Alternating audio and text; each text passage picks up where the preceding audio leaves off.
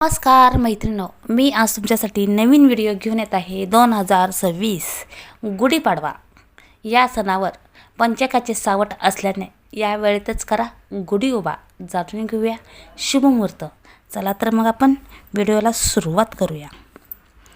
महाराष्ट्रात गुढीपाडवा हा सण अतिशय शुभ आणि महत्त्वाचा असा मानला गेलेला सण आहे.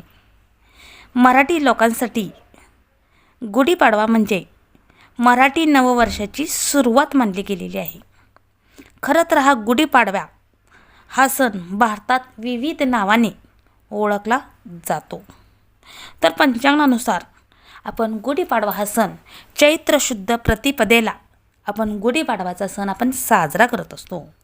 या दिवशी आपण अंगणात सडा रांगोळी आपण काढत असतो आणि उंच अशी गुढी आपण उभारत असतो.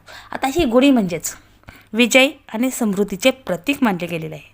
त्यामुळे आपण गुढीपाडव्याला आपण गुढीही उभा करत असतो. तर अशा या गुढीपाडव्याला कोणत्या शुभ मुहूर्तावर आपण गुढी उभा करायची आहे याची माहिती आता आपण पाहूया. गुढीपाडवा या सणाला आपण शुभ कार्यासाठी हा दिवस अतिशय शुभ मानला गेलेला आहे. या दिवशी आपण सोने चांदी वाहन घर आपण खरेदी करत असतो. हे खरेदी करताना आपण कोणत्याही शुभ मुहूर्ताची वाट पाहत नाही, कारण हा दिवस अतिशय महत्त्वाचा आणि शुभ दिवस असा मानला गेलेला आहे. तर अशा ह्या गुढीपाडव्याला आपण कोणत्या शुभ मुहूर्तावर आपण गुढी उभा करायची ते आता आपण पाहूया. तर आपण गुढीपाडवा हा सण आपण शुद्ध प्रतिपदेला आपण हा सण आपण साजरा करत असतो. तर चैत्र शुद्ध प्रतिपदेच्या आधी अमावस्या ही तिथी सुरू होत असते. तर ही अमावस्या तिथी पहिल्यांदा आपण हे पाहूया की अमावस्या तिथी कधी चालू होत आहे. तर चैत्र अमावस्या ही 18 मार्चला बुधवारी सकाळी 8:25 ही अमावस्या तिथी चालू होते आणि त्याची समाप्ती ही 19 मार्च 2026ला गुरुवारी सकाळी 6:53 याची समाप्ती आहे. तर ही अमावस्या तिथी संपल्यानंतर ही शुद्ध प्रतिपदा ही तिथी लागत आहे.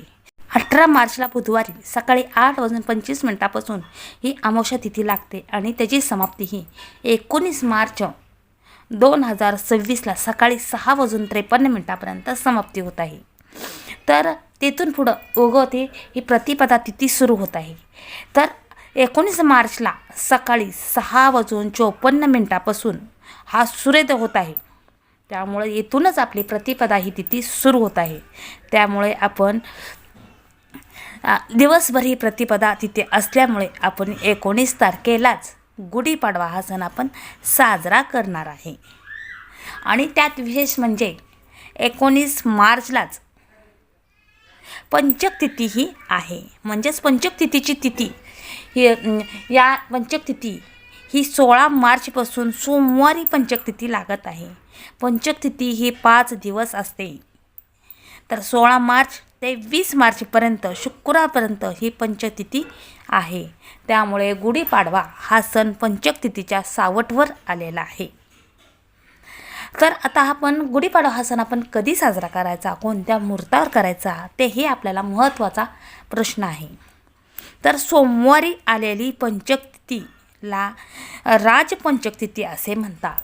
तर ही पंचक तिथी शुभ असते. त्यामुळे ह्या पंचकाचा काहीही गुढीपाडवावर परिणाम होणार नाही. त्यामुळे आपण दिवसभर आपण गुढी उभा करू शकतो. सोमवारी आलेली पंचक तिथी याचा ही शुभ असते. त्यामुळे याचा काहीही अशुभ परिणाम आपल्या गुढीपाडव्यावर होणार नाही. त्यामुळे आपण दिवसभर गुढीपाडवा हा सण आपण साजरा करत असतो. तरीही मी तुम्हाला कोणत्या शुभ मुहूर्तावर आपण गुढी उभा करायची आहे याची माहिती मी तुम्हाला सांगणार आहे. तर 19 तारखेला सूर्योदय हा 6:27 हा सूर्योदय होत आहे आणि प्रतिपदा तिथी ही 6:54 सुरू होते. त्यामुळे 6:54 नंतर आपण गुढी उभा करायची आहे.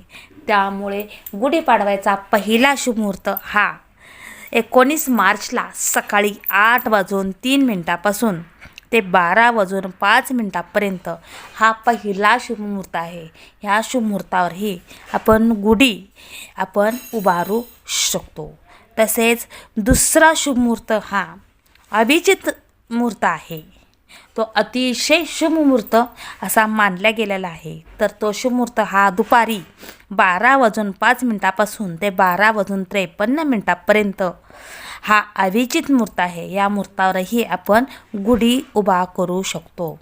तसेच तिसरा शुभमुहूर्त हा दुपारी 12:53 ते दुपारी 1:59 हे सकाळचे मुहूर्त आहेत. या मुहूर्तावरच आपण गुढी उभा करायची आहे.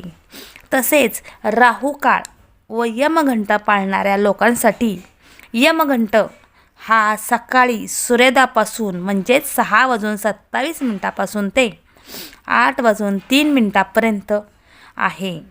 तसेच यमघंट आणि राहुकाळ हे दुपारी 1:59 ते 3:30 आहे.